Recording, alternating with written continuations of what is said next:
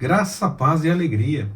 A porção de hoje, recomendada para a leitura da Bíblia em um ano no plano sequencial, é Isaías do capítulo 26 ao capítulo 28. Na mensagem anterior, eu alertei para uma realidade que mostra que algumas pessoas se preocupam com o que é revelado a respeito do dia do Senhor, já que muitas passagens apresentam muita dor e muito sofrimento.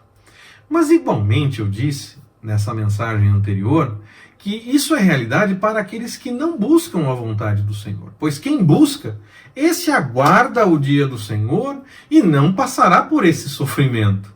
Não é para esses que destina-se o sofrimento, mas para aqueles que se afastam da vontade do Senhor. Os que buscam ao Senhor vão se alegrar com a confirmação do dia do Senhor.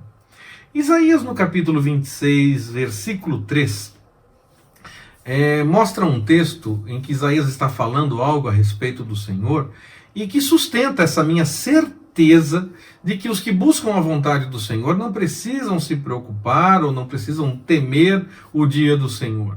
Antes devem se alegrar e esperar por ele. Isaías 26:3 diz assim, eu vou ler aqui. Tu conservarás em paz aquele cuja mente está firme em ti, porque ele confia em ti. Isso quer dizer que se você deseja a paz, deseja aguardar tranquilamente o dia do Senhor, deposite a sua confiança nele, no Senhor. E essa promessa bíblica revelada nesse texto será realidade na sua vida. Isaías deixa claro que espera pelo cumprimento da vontade do Senhor. E esse deve ser também o nosso desejo, essa deve ser a nossa disposição também. Esperar pelo cumprimento para que possamos viver de forma completa as promessas que o Senhor tem revelado. Há profecias no livro de Isaías que falam abertamente a respeito de que povo ou de que rei está sendo falado. E há outras profecias que se faz até uma interpretação com base em alguns indícios, acreditando que está falando de forma oculta, mas está revelando a partir desses indícios, dessas pistas, revelando que rei ou que povo a profecia tem como endereço, qual é aquele rei, aquele povo que deve ser o alvo dessa profecia. Mas diante de tantas profecias que nós vemos no livro de Isaías tão claras, eu prefiro evitar as conjecturas naquelas profecias que não são tão específicas.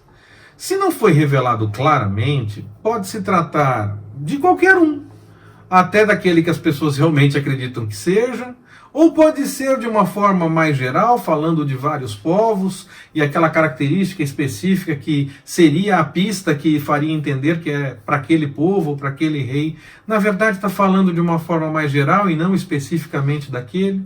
Ou talvez até mesmo para mais de um, não apenas um. Então, quando a profecia é clara, está lá escrito no texto e a gente sabe exatamente qual é o endereço.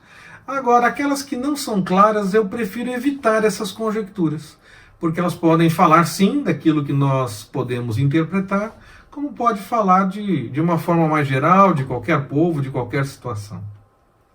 Mas mesmo diante dessas profecias que não são tão categóricas em declamar qual é o endereço, a quem atinge, nós vemos também claramente o cuidado do Senhor. Isso sim, nós vemos claramente.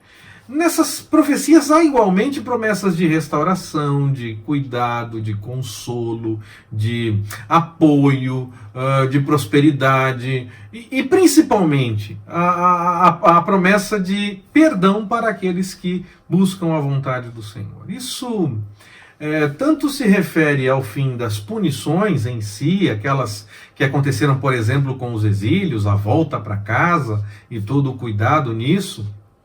Mas essa promessa de restauração, de perdão, também aponta para Jesus, tanto no que diz respeito à sua obra no ministério, enquanto ele esteve entre nós, como também apontando para a nossa esperança referente ao dia do Senhor, naquilo que nós aguardamos pelo cumprimento completo das promessas do Senhor lá no dia do Senhor. Mas Isaías, ele alterna entre o anúncio da salvação e o anúncio da punição. Punição, salvação, salvação, punição. Parece que ele fica indo de um lado para o outro o tempo todo. O que nós temos que ter em mente é que nos dias das profecias que nós estamos lendo agora, Isaías olhava para os dois eventos no futuro, tanto a punição como a salvação. No caso de Israel, que foi invadido pela Síria, tudo indica que foi sim durante os dias de Isaías. Então ele já começa a ver algumas coisas acontecendo. Mas no caso de Judá ainda vai ser bem depois, algum tempo depois de Isaías, inclusive. Então ele olha para essas punições, tanto a punição como a salvação, para depois, para o futuro. E por isso ele fica alternando entre um e outro, porque o Senhor está revelando todas as coisas para ele, está revelando tanto a punição como a salvação, como a restauração. E aí então ele começa a colocar todas as promessas que estão sendo feitas, todas as profecias que ele tem que anunciar, e vai mostrando aquilo que o Senhor foi revelando para ele.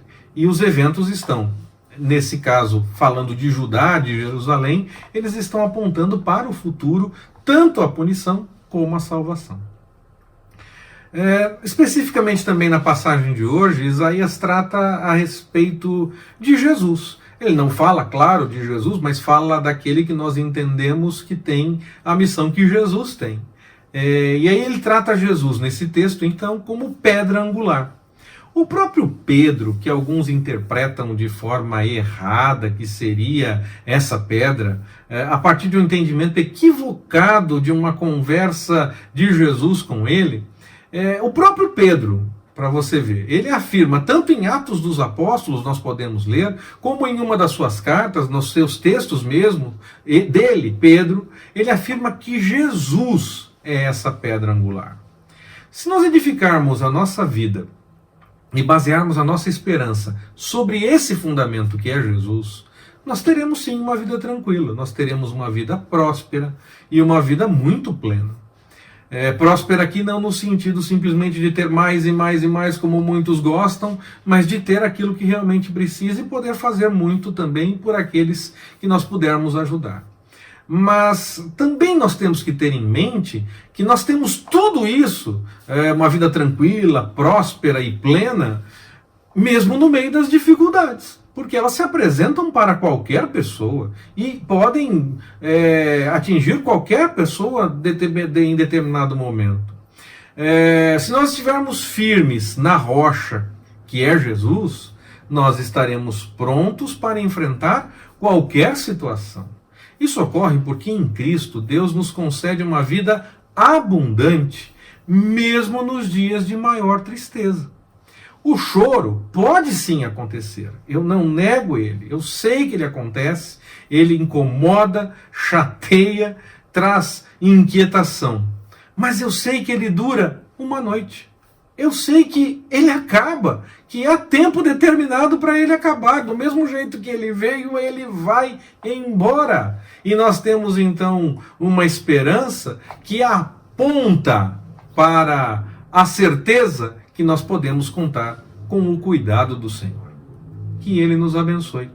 Forte abraço, até mais, permitindo o Senhor.